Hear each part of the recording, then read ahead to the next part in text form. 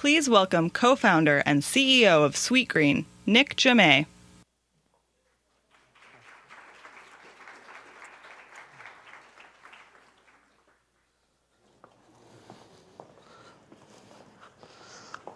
Hi. So almost 9 years ago and 10 blocks away, I started a business called Sweetgreen. And I was a senior at college at Georgetown, and we started really for a simple reason, was just to solve a problem. My two co-founders, John and Nate, and I were just sick of eating what we were eating, and we had nowhere that really we felt fit our values or made us feel good, or that we trusted, and we didn't understand why there wasn't a restaurant or a place to get food that was quick, accessible, delicious, and that you could connect with the food. A lot of the food out there was delicious, and we had to eat it, but as we really dug and dug and dug, we realized this wasn't just a problem in Georgetown, this was a problem in DC and in a lot of other cities. So we wrote a business plan, raised some money, very little at a time, and signed a lease 10 blocks away on M Street in Georgetown. And another 10 blocks in this direction, towards DuPont Circle, is where we actually met our first farmers at the DuPont Circle Farmers Market. And I remember very vividly the day where I called up Ann Yonkers, who was the executive director and founder of Fresh Farm, and I said, hey, I just graduated Georgetown, I'm opening a restaurant, I want to meet some farmers because we want to source from them. And she kind of paused and she said, are you sure? Do you know what that means? Or do you know how expensive that is? Or is that what your business model is based on? And you could tell she thought we were a little crazy and that our business clearly wasn't going to work. But she obviously admired the passion and the idea, and she's like, come in and meet me. So we went in to meet her at the Fresh Farm offices. And the minute she kind of met us and she saw that we were serious, and even though we had no idea what we were doing, which we didn't, she said, let's take a chance, let's try to support this. And that Sunday, she walked me around the farmer's market and introduced me to every single farmer. And an introduction by Ann Yonkers at the Fresh Farm markets is kind of like a gold introduction. So some of those farmers we still work with today, 9 years later, and our closest partners and farmers. And over the years, as we opened our first restaurant and kept opening Sweetgreens, we realized that it was more than just about buying from local farmers. It was really this greater understanding of the food system and where we fit into it. And we knew that we had to develop a greater food ethos to which we would make our buying decisions by. And it couldn't just be about being within X number of miles or just because they were at the farmer's market. We really wanted to understand the food system at a deeper level. So we continued to open Sweetgreens, and this is our first one in Georgetown. It was a former little tavern which sold hamburgers for 30 years. It was already green and white. We actually weren't allowed to paint it, so it was ready and perfect for us. But when I say we had no idea what we were doing, I mean it. This is 560 square feet. Today, we would never even look at a site like this. But what this did was it forced us to keep the concept and the menu so simple, and the focus really was on the supply chain and where we were getting the food from. Who knows, if we had had a restaurant that was much bigger, we probably would have tried to do too many things and messed it all up. So we look back to this original little tavern, and we're so grateful that we had it, because it really drove a lot of the simplicity and focus in the business around supply chain. These are our team members. So today, Sweetgreen is 54 locations in 8 states, and we have over 3,500 team members. And in those 9 years, we've really built a deeper understanding of the food system and where our place is and how we can have an impact. And just like we did 9 years ago, we reach out and we try to learn every single day. So even though we feel like we know a lot more today than we did 9 years ago, we're in a constant state of just learning and asking. And every new city we go to, every new team member we hire, every new farmer we interact with, we're learning from them. And I think, and I hope that never ends, that's kind of the journey we're on. These are our core values. So as we figured out what our food ethos was going to be, we spent a lot of time realizing as we were hiring these hundreds and then thousands of team members that, you know what, the food ethos is one thing and it's how our supply chain team is going to make decisions. But how do we have every single team member we hire, and customers even, understand why we're doing this and what drives our decisions? So we spent a year and a half coming up with these, and we hired a fancy consultant and spent all this time coming up with all these values. And at the end of the day, I think we had 10. And me, John, and Nate looked at each other and we said, none of these make sense. What do we ask ourselves in our heads every day? How do we make decisions? Why do we buy from these farmers? Why do we spend our money the way we spend it at Sweetgreen? And these were kind of the internal gut checks we asked ourselves. So every time we buy from someone, we say, is it a win-win-win, right? Are we doing something where we can win? It's good for the customers, it's good for the producers, and it's good for our customers. So these are questions that we ask ourselves every day, and these are the principles that we can teach our thousands of team members to live by and understand at least why we do what we do. So this is our Sweetgreen in Tribeca, and clearly demand for healthy food has increased, and we're very excited by that. And I think as we've started in this last 9 years, a lot has changed in food. You know, when we started, the idea of transparency and just showing and telling people where your food came from was pretty revolutionary. People were like, wow, I can see where the farmers are from in your restaurant. Today, I like to think that's becoming table stakes. It's becoming part of the standard. Consumers and guests want to know these things. And so it's pushing everyone in the food system, all of our competitors, all of our restaurants, to be better and to have to not just talk the talk, but you have to walk the walk. And so it's been one of the most exciting things to watch how much more information and how much savvier the consumer has become around food, how much more they want to know, and how much more connected to their food they want to be. This is us connecting with our food, one of our lettuce growers. And you know, I talk about this because as we've developed our food ethos, it's been quite an interesting journey. You know, we've learned a lot and we've spent a lot of money with our farmers and producers and partners, and it's really become the foundation of our business. But you know, over the years, we've developed this ethos, and what it really is this belief in food that you know we should support local and seasonal economies, and that food should taste and look different in every city because that's how it grows. So even though we're building a chain of today 54 restaurants and growing, it's not about creating the exact same food everywhere. It's not about standardizing, which fast food is so often about. And for us, it was about standardizing the promise of the supply chain. So the kale that we source in California is going to taste different than the kale we source in New Jersey. And our menu is going to be based around the land and the farmers. So in all of our cities, we have a different regional supply chain where we source from different farmers and producers. And based on what they are growing, our menu changes. Our menu changes 5 times a year. So this is a pretty crazy idea for fast food, and a lot of people told us we wouldn't be able to scale it. And it is a challenge. It's something we're working on every day, and that's what we try to learn how to do better every single day. Over the course of this past year, we will have worked with over 2,000 farmers of all different sizes. Just in this 1 year, 2,000 farmers will buy from small, medium, large, urban, really all types of farmers. And for us, it's really about understanding the greater ecosystem.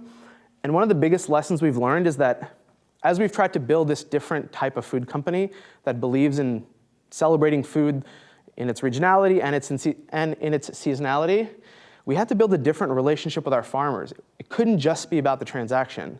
And even though, yes, we wanted to buy something and talk to our consumers about these great products we had from farmers, we had to think about the relationship with the farmer a little differently. It couldn't just be going to them saying, hey, customers want Brussels sprouts. You have to grow Brussels sprouts for us. And we need it at this price. And we don't care if you make money on it. And that so often is how the relationship between a restaurant and a farmer can be. And we realize that it's got to be different. We almost have to flip it on its head.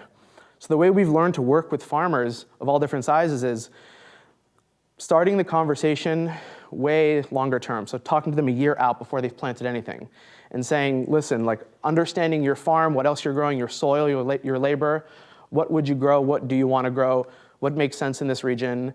And in general, we've kind of gotten an understanding of the different seasons in every city, so we know usually what comes out of the ground first and throughout the year. But we really use the farmers as the inputs before we've even created a menu. And we really try to understand what they want to grow, what makes sense for their business, because we have the power of flexibility. We can change our menu. And so our menu should revolve around the farmer and the soil and the land, not the other way around. And then what's really important is to make sure that we are agreeing on a price that makes sense for their business, not just ours. And when we do this year after year, season after season, that's the most powerful part, is when we can consistently buy from these farmers, not just once so we can talk about it, but when we can do it week after week, season after season, year after year. And some of our best farmers, the ones we've been working with for 9 years, 8 years, 7 years, where their businesses have grown because our business has grown. And so we've realized that that connection is everything. And as much as what we're trying to do here is scale this system, this supply chain of farmers and trying to buy differently, we've realized as organized and as methodical as we can be and as much planning as we can do a year out, the other side of that is that we have to learn how to be nimble as a company, right? As the bigger we get, it's harder to do that, but we have to build that into the system because Mother Nature, farmers, land, weather, none of that is standard. And even though you're going to plan something year out, things are going to happen every single year. And so, we've been challenged by this a couple times, but one time, another photo of us on the farm, another time where this worked, we really learned this lesson was with farmer Jim Ward of Wardsbury Farm in Boston. Bless you. And about 2 years ago, we were getting ready for our winter menu, and we always have this butternut squash salad. And we had talked to him 6 months before about planting butternut squash for us, and he was excited to. And then about 2 months before the salad was ready to launch and the season was going to switch, we went to visit the farm, and he took us through this field and said, I have all this Hubbard squash, and I don't know what to do with it. I had someone that was going to buy it, and now we can't sell it because it's a different variety of squash that not many people are used to. It's bigger, it's harder to cut, but it's the most incredible squash, and it's indigenous to this region. It's been growing in this soil for so long. And so our head of supply chain, Casey, sat in the field, and at that moment just committed to Jim Ward that we're going to buy his Hubbard squash instead of the butternut squash. We didn't really know how we were going to cut it or prep it, or we had to redo all the marketing materials. Everything was going to be a lot of work, but we realized that that's what would be the best decision to support our farmer and partner, Jim, who we want to work with for years and years and years. So he was ecstatic. I don't know if you guys have ever seen a Hubbard squash, but they are like this big, really hard to cut and prep. And there's a little bit of education. You have to teach your customers what a Hubbard squash is and why it's so good and why it's different. But that's the part that excites us. So we bought a ton of Hubbard squash from him. It was one of the most successful selling salads of the year in Boston. And now, looking forward, we're going to regionalize our squash even more. And so every region, we're going to try to find the squash that makes sense for that region. So every day, every year, we're getting better and we're learning more and more. It's very important to us. This is another one of our favorite farmers we've started working with. This is Will Allen from Growing Power in Chicago. So Growing Power is one of the models we've been most inspired by in the country in terms of urban agriculture and just agriculture. He runs in Milwaukee a massive farm of a couple thousand acres, and then his daughter runs Growing Power in Chicago. It's 7 urban farms that make up about 13 acres, where they teach inner city youth how to farm, where they have programs for volunteers, where they grow a lot of food, and they train next generation of farmers. And it's a pretty incredible program. So for us, as we went to Chicago, we realized that these are the kind of farmers we want to work with. And so we just opened in Chicago a month ago, but we've been talking to him for about a year, and we just started buying. And one of the most exciting things was that for our orientation, we got to bring all 100 of our new team members to the urban farm and plant some cabbage and kale that we will be harvesting for our menu in the next couple months. So again, for us, it really is about the supply chain and the ingredients, but it's at the end of the day, one of the biggest things we've realized is how do we take a step back and connect this to the greater ecosystem? We as a company or we as a group of restaurants or even the restaurant segment cannot fix the food system. Farmers alone cannot fix the food system. It's when everyone comes together and tries to support each other when there's this greater power that happens. And one of the biggest light bulbs that went off for us was that we're in this business of trying to change the way people think about food, and we want to sell a lot of healthy food. Right? We want to change how people connect food and their health and how it makes them feel. And we realize that, okay, if we want to keep selling more and more of this every year, we have to create a business model that allows people to grow more and more of that food every year. Because then, if not, one day we might hit a wall and have trouble sourcing and creating a supply chain. So not only is it what's best for our business, it's what's best for the greater food system. So we've realized that our business needs to be centered around creating better economic value for our partners and farmers. And we've realized that if we take care of our farmers and our partners and we take care of our customers, usually you can take care of the business. Usually things work out for the business. And we've had to really think differently about our economic model in general. Things like not serving soda. So much of a fast foods model is based on soda profits, and we don't have that. So for us, it's always been about asking why, learning, and being creative. But what's really interesting is just trying to understand where we fit in this greater ecosystem of nutrition education, of farmers, of even just creating jobs for our team members now that we're adding about 100 team members a month and counting. And for us, it's really important to celebrate our farmers. I want to leave you with one last story, which is one of my favorite things that's happened in the past couple years at Sweetgreen, was when we were opening our Berkeley restaurant a couple months ago. We were training the new group of orientation of new team members, and there were some really young staff there, 16, 17-year-old team members. And I met them all, then I went outside and I sat down, and a lady was sitting next to me, and we struck up a conversation, and she said, I'm so excited, this is my daughter's first day on the job. She just started. She's 16 years old, it's her first job. And I was fascinated. I asked her, how did your daughter find Sweetgreen? Why is this her first job? And she said, a couple years ago at school, they had this community garden that she got to be a part of and got to grow and learn.